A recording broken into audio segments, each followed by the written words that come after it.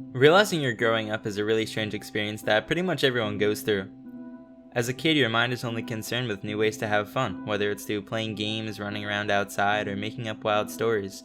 But as you develop and experience life, that childlike innocence we all once have slowly fades, and the world starts to feel a lot more complicated. As time moves on, we start to lose interest in our old hobbies. We begin to see the flaws in our role models, and the people who we choose to keep in our life changes as we as people change. By the time you realize you're growing up, the 9-year-old kid you once knew sitting on the living room table in their childhood home playing Minecraft is now a young adult trying to get their college assignments in on time as they continue to pile up. The constant change of life can get to be a bit overwhelming, and you may find yourself often reflecting on nostalgic memories, reflecting on times where you had not a care in the world, and maybe even wishing you can go back. For me, the nostalgic feeling I get when listening to the Minecraft soundtrack pulls me straight back to my younger self, first discovering this game I love so much. Hearing Sweden, one of the songs on the Minecraft Alpha OST, reminds me of playing Minecraft on the Xbox 360 for the first time. It was June 6, 2012, and I managed to convince my dad to get me Microsoft points so I can buy this little known game on the Xbox arcade called Minecraft. I vividly remember excitedly waiting in my dad's office while he scrolled through eBay to buy the 1600 points needed to get the game.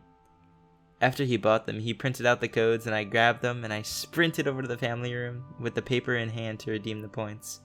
Once I redeemed them, I bought the game and downloaded it, and overjoyed I created my first world and I named it Pop. I'm not sure why I named it that. I suppose it was the first word my excited 7-year-old self could think of. Either that or I really liked popping balloons and eating lollipops. With limitless possibilities and an incredibly active imagination, I built a dirt house. It was beautiful, and it was my first home in the game.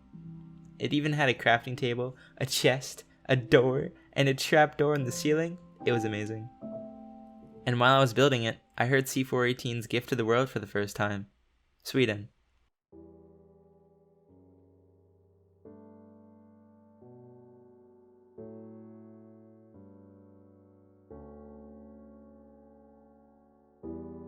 No other game provides the same nostalgia and feeling to me as Minecraft does. The childhood memories of this game fills my chest in a similar way to remembering my grandparents and late uncle. The game has been with me through every major point in my life, every high, every low, and everything in between. I'm sure many of you have things that bring you back to childhood as well. Maybe Minecraft, or maybe a certain sound, a smell, a flavor, or a place. Regardless of what it is, the nostalgic feeling of remembering how things were can be intoxicating.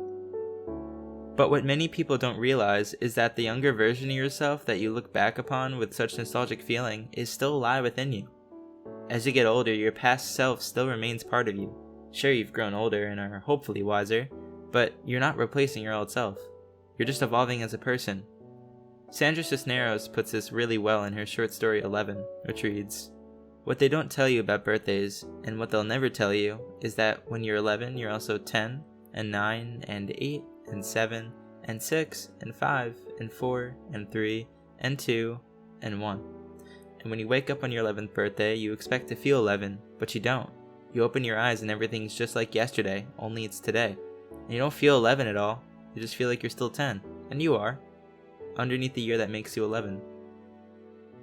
We're still our younger selves, just as much as we are our current selves.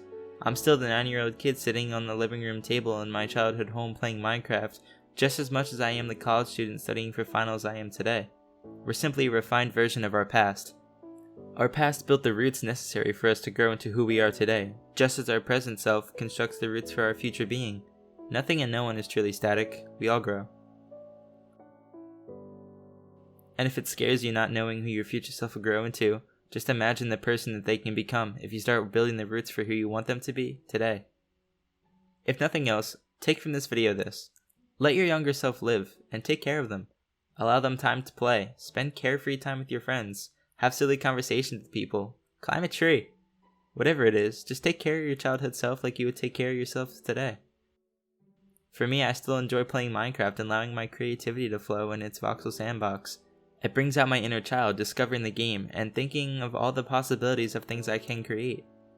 Find what brings out your inner child and what makes them happy. I believe it's an essential part of happiness. And remember, you are important, you matter, and the child version of yourself within you matters too. Let them live. and allow yourself to be carefree every once in a while. Take care of yourselves, y'all. You matter.